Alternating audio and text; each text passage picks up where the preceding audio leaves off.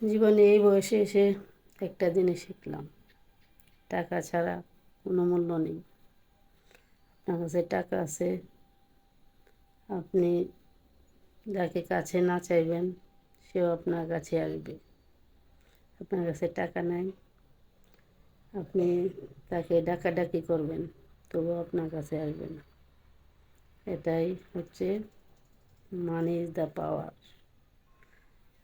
এইটা আছে, পাওয়ার আছে। এটা নাই, পাওয়ার নাই। হায়রে টাকা, টাকাই দুনিয়াতে সব। টাকা ছাড়া কোনো মূল্য নাই, এটাই বুঝলাম। দুনিয়াতে টাকা হলে ভালোবাসার মানুষের অভাব হয় না।